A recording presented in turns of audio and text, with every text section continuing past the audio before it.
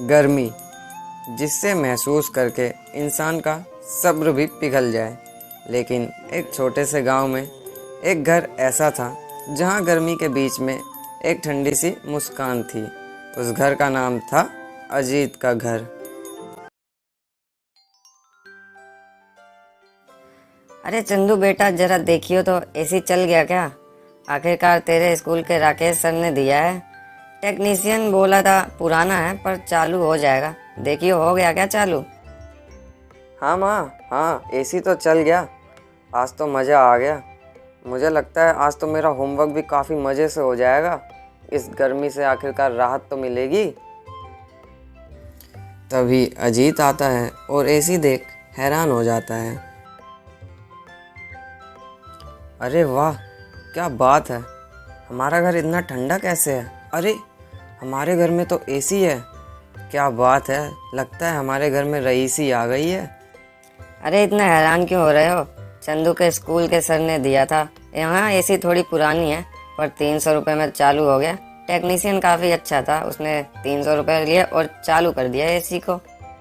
जिंदगी की गर्मी मेहनत से और भी जलती है, लेकिन जब उस मेहनत का फल एक ठंडी सांस हो तो इंसान भगवान का शुक्र गुजारता है। लेकिन हर खुशी सबको हजम नहीं होती। गोविंद, एक छोटी सोच वाला आदमी जिसे अजीत के घर एसी देख यकीन नहीं हो रहा था।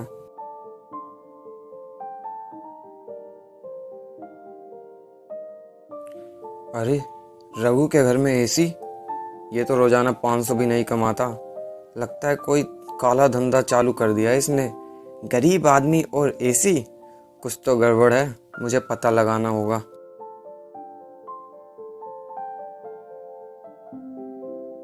भाइयों, तुम लोगों ने सुना क्या? उस गरीब अजीत के घर एसी लग गया। मुझे लगता है कुछ चोरी का माल छुपा रखा है उसने। ये किसी गैंग के साथ मिल गया है, मुझे लग रहा है। अरे गोविंद भाई, ये क्या बोल रहे हो तुम? अजीत तो सीधा आदमी है, दिन भर मजदूरी करता है। अरे भाई, अजीत सिर्फ दिखने में सीधा है पर अंदर कुछ और ही है। मैं तो कह रहा हूँ पुलिस में रिपोर्ट कर देते हैं। सभी लोग संकोच में पड़ गए, लेकिन गोविंद अपनी बात सबके दिमाग में डाल चुका होता है।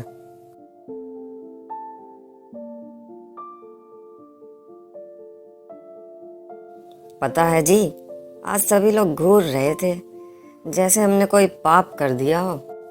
चिंता मत कर कमला, सच हमारे साथ है। एसी मिला है तो क्या, जिंदगी में पहली बार थोड़ा सुकून तो मिला है। लोगों की सोच बदलना मुश्किल है।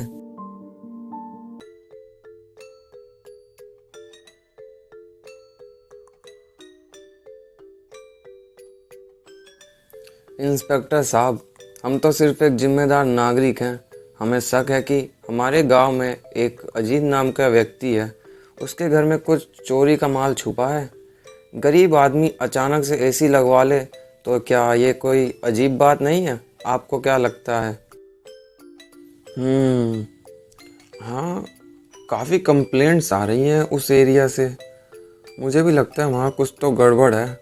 छोटी छोटी चोरियाँ बहुत हो रही हैं वहाँ पे। आज ही चेक करते हैं चल के। चलो देखता हूँ। पुलिस, दरवाज़ा खोलो। क्या हुआ साहब, कोई दिक्कत? जी, हमें शिकायत मिली है कि आपके घर में चोरी का माल छुपा है। हमारे पास सर्च वारंट है, हमें चेक करने दीजिए। आपके घर की तलाशी लेने दीजिए। फिर पुलिस अजीत के घर की तलाशी करती है और एसी के बारे में पूछताछ करती है।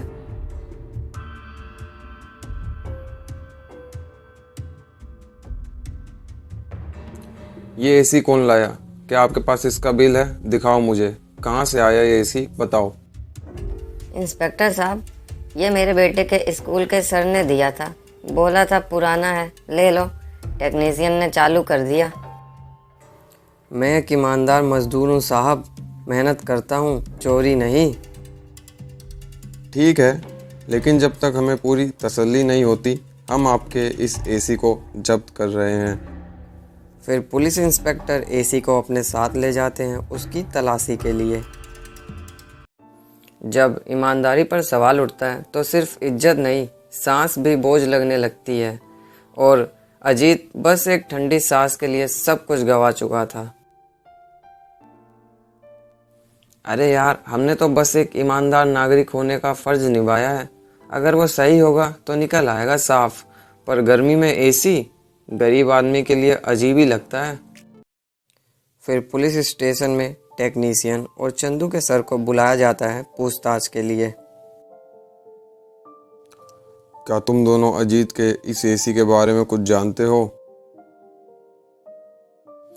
हाँ इंस्पेक्टर साहब, एसी तो मैंने ही दिया था चंदू को स्कूल में।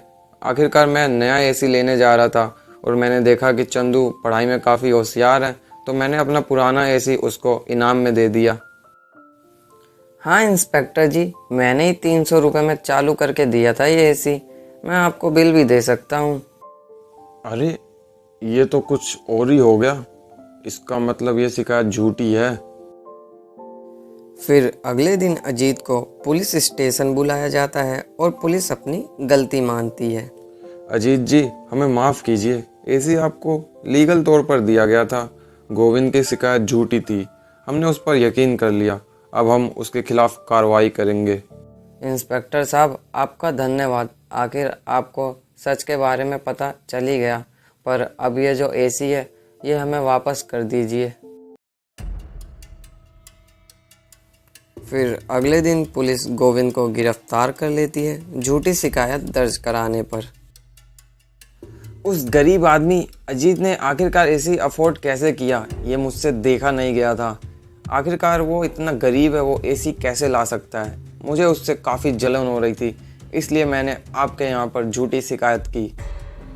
ईमानदारी अफोर्ड करने के लिए पैसा नहीं, नीयत चाहिए होती है।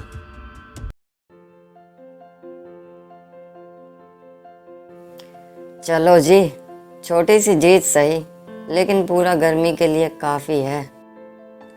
जब गर्मी में भी ईमानदारी ठंडी हवा जैसी चलती है तो दुनिया को जलन होती है। पर सच का एक ही रास्ता होता है, सीधा। और अजीत उसी रास्ते पर चल रहा था।